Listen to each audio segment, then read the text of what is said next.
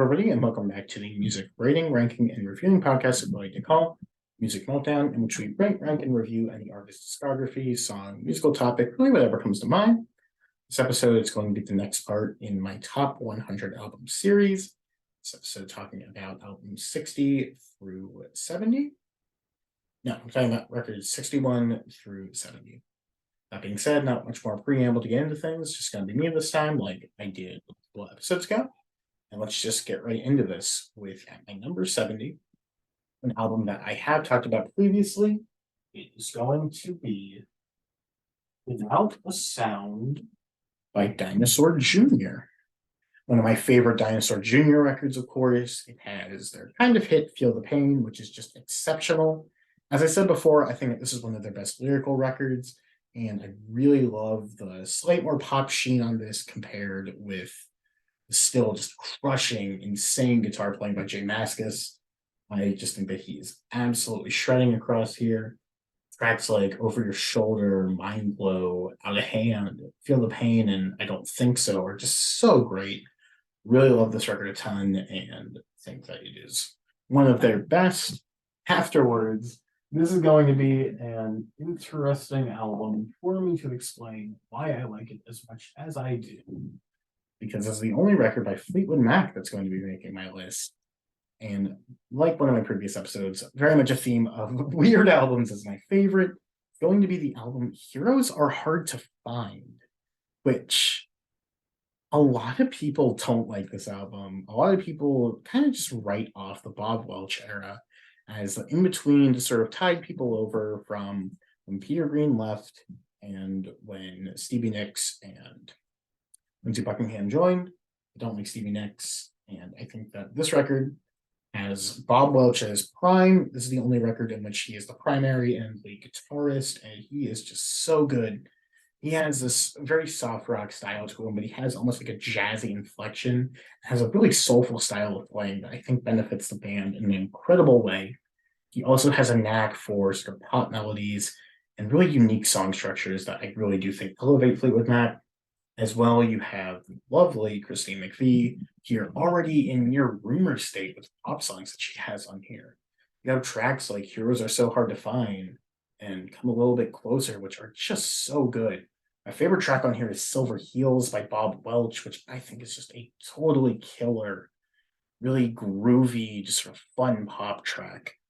Mixed in, but you also have tracks like Coming Home and Angel. I think Bermuda Triangle is really excellent. This album is incredibly underrated to me, and I just think that the band is performing on all cylinders on here, which is why it is going to be at number 69 for me. And at number 68 by a 80s group and 80s album, the album The Color of Spring. Nope, this is Spirit of Eden by Talk Talk. This was the first in their sort of post-rock era, a style of music in which I really enjoy. I like the sort of experimental, weird side of things, and this is one of the best albums within that style. There's a real soft, somber note to this, a very strong jazz influence on it. And you still have Mark Hollis having some of his exceptional vocal work across here, although it's far more based upon the atmosphere and the mood of this. The Rainbow, Inheritance, I Believe in You. Just all of these songs are so good. I love the closer Wealth. And I just think that there's a great minimal quality to it that is really just gorgeous to listen to. I can lose myself within this style. I think that this is the apex of that, being Spirit of Eden by Talk Talk.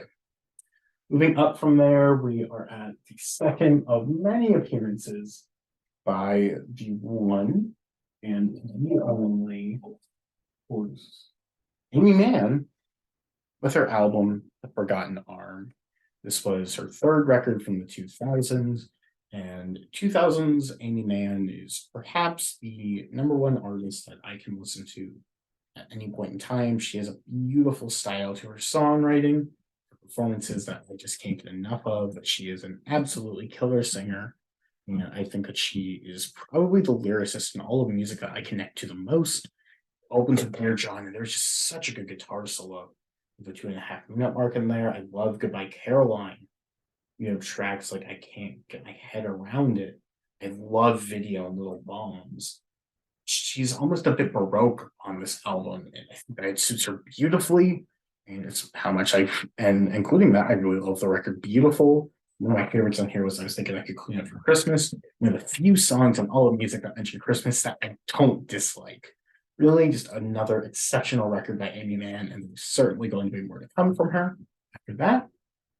Now, moving up from there, one of the records that I don't personally own yet, but I think it is an incredibly unique record. It's going to be the album Okovi by singer-songwriter Zola Jesus. Very gothic, very dark and atmospheric on here. Points a bit almost industrial influence. It's super interesting. Zola Jesus's vocal work is just killer. She's a really beautiful singer that I really, really love. I think the songs on here are really excellent. My favorites being stuff like Ash to Bone, Witness, Wise Blood, Half Life.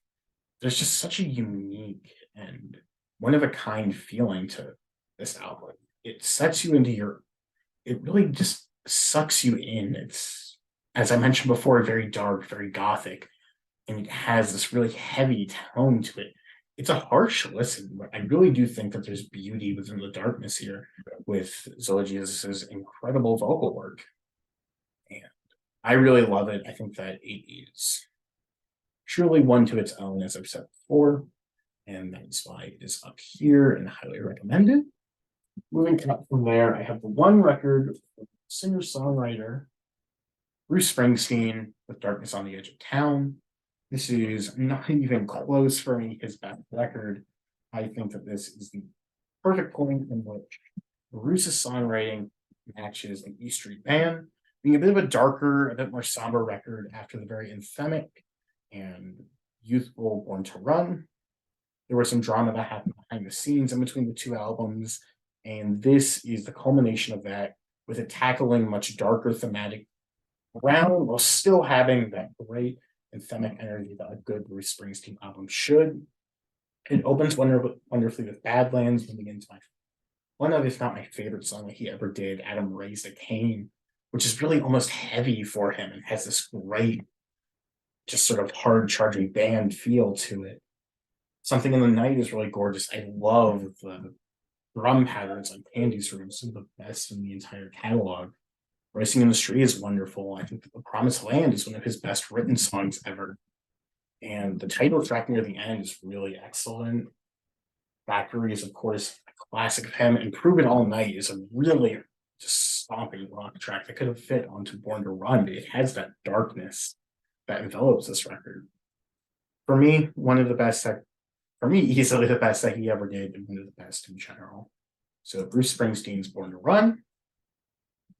Moving up from there, I have another album. This is actually a debut by an artist that I really love from what I've heard. It is the indie pop band Belle and Sebastian's Tiger Milk. Many people, when talking about Belle and Sebastian from this year, would definitely go with their record If You're Feeling Sinister, which I've never quite connected with as much as Tiger Milk, because I think that this one is just purely indie pop bliss. Incredible songwriting, beautiful arrangements, and just incredibly infectious melodies. The State I Am In, Expectations, She's Losing It, I Could Be Dreaming, The Wandering Days Are Gone. It's all of these songs, the sound of it, and just sort of the performances really envelop me every time that I hear it. It's just really, really fun, to be blunt with you. I love their indie pop style. I think that Stuart Murdoch is a very strong singer on here, and the different types of sort of Baroque instrumentation and different strings and whatnot that they bring into here are super cool. They're super fun. It really lends to me finding myself incredibly enthused every time I hear it. So that's that record. Getting next from here, the first appearance of a band that I quite enjoy a lot, but I know a lot of people don't. It's going to be Recovering the Satellites by the Counting Crows. I really love the Counting Crows a lot. I think Adam Duritz is one of the best lyricists of the 90s, and this is sort of their alternative rock classic to me. You have amazing songs like Angels of the Silence, which is such a great rocker. Then you have more songs that are a bit more akin to August and Everything After, with something like Goodnight Elizabeth, which is just stunning. and a track like A Long December. Although you still have such cool songs. I love Catapult as an opener. I think something like Children in Bloom really knocked me away this time. I love Miller's Angels. And then you have the title track, which is really good. Monkey as well is awesome. Really, for me, this is a great blending of the earlier Americana sort of rootsy rock sound with the new sort of alternative rock styles of the 90s. I think that it's a great blending and an excellent record by the Counting Crows. Moving up from there, I have another pivot of an artist, slightly more rocking sound, and that's going to be of the band Arcade Fire with their second record, Neon Bible. And I just absolutely love how Arcade Fire were able to pivot after Funeral, which had a much more live band feeling, a large group of musicians working together on it. While this one is much sparser, cutting down the lineup considerably, and really just rocking out a bit more. And the songs on here really show for it. The title Black Mirror is one of my absolute favorite songs by them. I love Windowsill. Intervention is amazing. My Body is a Cage is an incredible closer. They're still able to hit the incredible anthemic nature that was on Funeral while paring it down and getting a lot more rocking and a lot darker and political on this record in a way that I don't think that they were able to ever quite match again. As much as I do like the Suburbs, truthfully, Arcade Fire really are about these first two records for me.